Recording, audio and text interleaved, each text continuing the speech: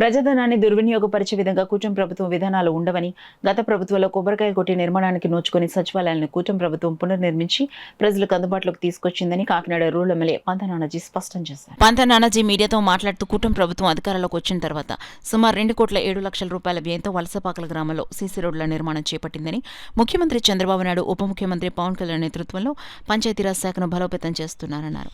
ప్రజాధనంతో చేపట్టే ఏ అభివృద్ధి పనుల్లో అయినా నాణ్యత ఎక్కడా లోపించకుండా తగిన చర్యలు చేపడుతున్నట్లు తెలిపారు. సీసీ రోడ్ల నిర్మాణంలో రోడ్లకు ఆనుకుని బ్యానర్లు వేసి నిర్మాణం పూర్తి చేస్తేనే ఆ రోడ్లను ప్రారంభిస్తున్నామని పేర్కొన్నారు. కార్యక్రమంలో తెలుగుదేశం పార్టీ సీనియర్ నాయకులు చిక్కాల రామచంద్రరావు, ఎంపీడీఓ సతీష్, ఎంపీపీ నందిపాటి అనంతలక్ష్మి, త్రిమూర్తులు, జనసేన నాయకులు సిరంగి శ్రీనివాస్, సచివాలయం సిబ్బంది తదితరులు పాల్గొన్నారు. మత్స్యకార దినోత్సవం సందర్భంగా ఇవాళ మత్స్యకార దినోత్సవం కాదు, మత్స్యకార భరోసా ఇవాళ రిలీజ్ చేస్తూ ఉన్నారు గౌరవ ముఖ్యమంత్రి చంద్రబాబు నాయుడు గారు, ముఖ్యమంత్రి పవన్ కళ్యాణ్ గారు. ఇవాళ మన కాన్స్టిట్యున్సీలో 475 కోట్లకు గాను 2,659 మందికి 5,31,00,000 రూపాయలు రిలీజ్ చేస్తూ ఉన్నాం. దానికి ముఖ్యమంత్రికి, ఉప ముఖ్యమంత్రికి కాన్స్టిట్యున్సీ తరఫున, మీరు రిప్రజెంటేటివ్గా మత్స్యకారుల తరఫున నేను వారికి ధన్యవాదాలు తెలియజేస్తూ ఉన్నాను. వారి యొక్క మత్స్యకారుల యొక్క సంక్షేమం ఎప్పుడు చూడాలని చెప్పి పదే పదే కోరుకుంటా ఉన్నాం. అట్లాగే ఇందులో కాకినాడ రూరల్లో మిగిలిపోయినటువంటి సుమారు 22 బిల్డింగులు ఎన్నో ఇప్పటికి మేము గుర్తించడం జరిగింది. ఆ 22 బిల్డింగులు కూడా పునర్నిర్మాణం చేసి ప్రజెన్స్లో పెట్టి, రన్నింగ్లో పెట్టి కార్యక్రమంలో ముందుకెళ్తా ఉన్నాం. అట్లాగే ఇప్పుడు ఆల్మోస్ట్ రోడ్లు చాలా వరకు 70% మేము కవర్ చేయడం జరిగింది.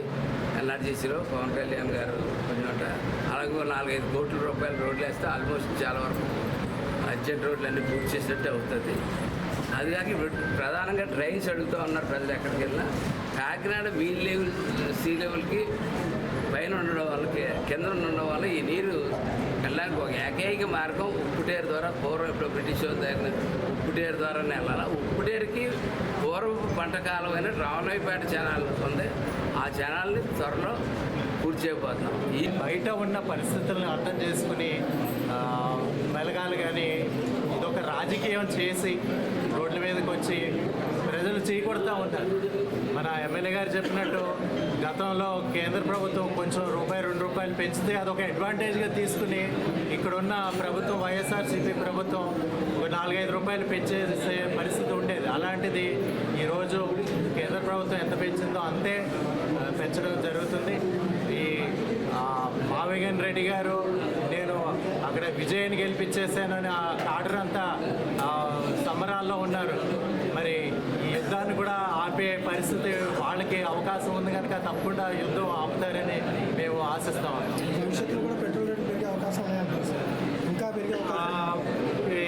ఇప్పుడు ఉన్న యుద్ధ పరిస్థితులను బట్టి డిపెండ్ అవుతుందండి.